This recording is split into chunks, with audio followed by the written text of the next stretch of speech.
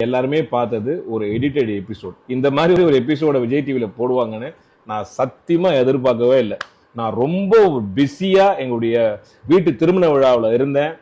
விஜய் டிவில இருந்து எனக்கு கால் பண்ணி இந்த மாதிரி ஒரு ஷோ பண்றோம், நீங்க கெஸ்டா வாங்க, இந்த மாதிரி உங்க வீட்டில் இருக்கிற நாய் பத்தி பேசுங்க, அஸ் அ டாக் லவரா வாங்க அப்படின்னு கூப்பிட்டாங்க. நான் சொன்னேன், ஆர்குமெண்டா இருந்தா நான் தயவு செய்து வரல, நான் ரொம்ப பிஸியான ஒரு விஷயத்துல இருக்கேன் அப்படின்னு. அதெல்லாம் இல்லை சார், ஆஸ் அ டாக் லவரா வந்து உங்க ஒப்பீனியன் மட்டும் சொல்லுங்க அப்படின்னு அவங்க சொன்னாங்க. அந்த கான்வர்சேஷன்லாம் நான் வச்சிருக்கேன். ஓகே, ஆனா அங்க போனா என்ன சரியா பேசவே விடல. ஸோ என் அன்பான ஒரு வேண்டுகோள் என்ன அப்படின்னா, உங்க எல்லா விருப்பத்தோட விஜய் டிவி நிறுவனத்துக்கு அந்த unedited version of the episode அதை நீங்க போடுங்க. ஓகேவா? மக்கள் வந்து எவ்வளவு ஒரு துடிப்பா கொந்தளிச்சு என்னென்னமோ கவர்மெண்ட் மேல போட்டுட்டு இருக்காங்க. ஸோ இது வந்து எவ்வளவு எனக்கு எதிராகவும் டாக் லவ்வர்ஸுக்கு எதிராகவும் எவ்வளவு மோசமா அந்த விமர்சனங்கள் போயிட்டு இருக்கு.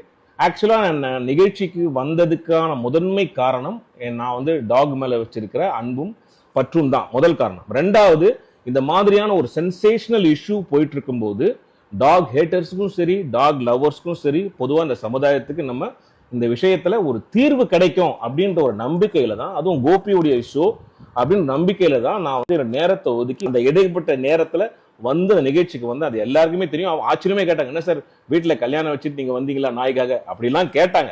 ஆனா எபிசோட் பண்ணும்போது பாத்தீங்களா 9 மணிக்கு மேல வரக்கூடாது, அதை மட்டும் போட்டாங்க. நல்லா நீங்க பாருங்க, நான் சொல்லியிருக்கிற விஷயம் வந்து மூன்று பகுதியாக நான் பேசினது. ஒண்ணு வந்து நாயினுடைய குணம், ரெண்டாவது நம்முடைய பிஹேவியர், மூணாவது அதுக்கான தீர்வு. அந்த தீர்வையும் நம்முடைய பிஹேவியரையும் சொன்னதை வந்து அவங்க போடவே இல்லை. 9 மணிக்கு மேல நாய்க்கு தெரியாது நீ நல்லவனா கெட்டவனா அப்படின்னு, அது டெரிட்டரியில மார்க் பண்ணி வச்சிருக்கோம். வந்தா கொலைக்கும் கடிக்கும் புது ஆள் வந்தா அப்படின்றது தான் நாங்க பதிவு பண்ணேன். ஆனா வெறும் 9 மணிக்கு மேல வரக்கூடாது, 11 மணிக்கு கூட யாருமே ஏரியாக்குள்ள வரக்கூடாது அப்படின்னு கட் பண்ணி அவர் கேட்ட கேள்வி ரியாக்ஷன்ல இதை வந்து போட்டிருக்காங்க. நீங்க பார்த்த எபிசோட் வந்து ஒரு சினிமா தான், எல்லாரும் கட் பண்ணி ரியாக்ஷனோட போட்டிருக்காங்க. ஸோ இதனால வந்து பாத்தீங்கன்னா ஒரு நாய்க்காக பேச வந்தவங்க எல்லாமே இன்னைக்கு ட்ரோல் செய்யப்படுகிறாங்க. இந்த நிகழ்ச்சியை பாத்தீங்கன்னா rich versus poor, haters versus lovers அப்படியே போச்சு. அந்த மாதிரி ஒரு டிபேட் நிகழ்ச்சி இருக்கக்கூடாதுன்னு தான் என்னோட தாழ்மையான ஒரு ஒப்பீனியன்.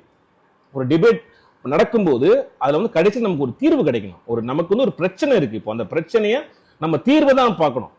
அதை பார்க்காம இந்த நிகழ்ச்சி இந்த மாதிரி ஒரு சென்சேஷனுக்காகவும் ஒரு டிஆர்பிக்காகவும் இந்த நிகழ்ச்சி வந்து நடந்திருக்கும் போது எனக்கு ரொம்ப ஒரு எனக்கு பாத்தீங்கன்னா ஒரு மன உளைச்சல தான் இருக்கு. மக்கள் நீங்க வந்து தயவு செய்து புரிஞ்சிக்க வேண்டியது என்னன்னா, இந்த மாதிரியான ஒரு நிகழ்ச்சி ஒரு என்டர்டெயின்மெண்ட்டுக்காக கட் பண்ணி ஒரு சென்சேஷனல் இஷ்யூவை வந்து என்டர்டெயின்மெண்ட்டுக்காக பண்ணி மக்களிடையே இந்த மாதிரி ஒரு வன்முறையை தூண்டுறாங்களோ அப்படின்றது எனக்கு ஒரு பெரிய சந்தேகத்துக்கான ஒரு விஷயமா இருக்குது. அதனால இதெல்லாம் வந்து நீங்க பார்க்காம நீங்க வந்து அதே கமெண்ட்ல அதே போடுங்க, விஜய் டிவிக்கு கேளுங்க, கோபி சார்ட்டே கேளுங்க, அன்எடிட்டட் வெர்ஷனை தயவு செய்து போட சொல்லுங்க. அப்படி போட்டாங்கன்னா உங்களுக்கு முழுசா தெரியும். அது போடுவாங்களான்ற ஒரு கேள்விக்கு இருக்குல்ல. அதே மாதிரி முக்கியமா வந்து ஒரு பாதிக்கப்பட்டவங்களை வச்சு ஒரு நிகழ்ச்சி பண்றது, அதுவும் ஒரு ஸ்பான்சர்ட் நிகழ்ச்சியை பண்றது எந்த விதத்துல நியாயம்? அந்த கேள்வியும் நம்ம கேட்கணும்ல. நான் எபிசோட் பார்க்கும்போது தான் தெரிஞ்சது. ஏன்னா நான் அந்த நிகழ்ச்சிக்கு வந்து எல்லா ஷூட்டிங் முடிஞ்சு கடைசியில் தான் நான் வந்து ஜாயின் பண்ணேன். ஸோ எனக்கு வந்து அங்க என்ன நடந்ததுன்னு தெரியல. நல்ல விஷயத்த ஒரு தீர்வா ஒரு விஷயத்த ஒரு எபிசோட போடாம இது வந்து ஒரு பிரச்சனையா உருமாறி இருக்கு. ஸோ அதனால பதில் கொடுக்க வேண்டிய கட்டாயத்துல நாங்க இருக்கோம். அதனால நான் அன்பா எல்லாருக்குமே சொல்றேன், யாரையுமே எதிர்த்து நான் எதுவுமே பேசவே இல்லை. நீங்க யாரும் இங்க வராதீங்க, ஏன் வரீங்க அப்படின்ற மாதிரியான விஷயங்கள் அந்த அர்த்தத்தில் ஒரு ஹார்ட்லெஸ்ஸா நான் பேசவே இல்லை. நாயுடைய குணத்தை மட்டும்தான் அப்படிதான் நாய் பிஹேவ் பண்ணோம். ஒரு தெருநாய் அப்படிங்கிறது ஒரு பதட்ட நிலையிலேயே எப்பவுமே இருப்பாங்க. இந்த விஷயங்கள் எல்லாம் சொன்னேன், நிறைய விஷயங்கள் சொன்னேன், எங்க வீட்டு நாயை பத்தி சொன்னேன். இதெல்லாம் எதுவுமே அவங்க போடல. பொதுமக்கள் யாரும் தயவு செய்து என்ன தப்பா நினைக்காதீங்க. அப்படியே நீங்க என்னுடைய பேச்சால உங்களுக்கு யாருக்காவது காயமடைந்தீர்கள், பாதிக்கப்பட்டவர்கள், உங்களுக்கு அது தப்பா தோணுச்சுன்னா தயவு செய்து என்ன மன்னிச்சிடுங்க. நான் அந்த மாதிரியான எந்தவித ஒரு எண்ணத்திலையுமே நான் இதுல கலந்துக்கல. மனிதர்கள் மேல இருக்க அன்பினாலையும் நாயின் மேல இருக்கக்கூடிய அன்பினாலையும் நம்ம இது ரெண்டுத்துக்குமே ஒரு தீர்வு கிடைக்கும் அப்படின்ற ஒரு நோக்கத்தை நான் நிகழ்ச்சிக்கு போனேன். ஆனா நான் போன எண்ணமும் வேற, அங்க நடந்தது வேற. அதனால தயவுசெய்து நீங்க இதை எல்லாரும் புரிஞ்சுப்பீங்கன்னு நினைக்கிறேன். உங்கள் அன்பை என்றும் நாடும். படவா கோபி. நன்றி. Love you.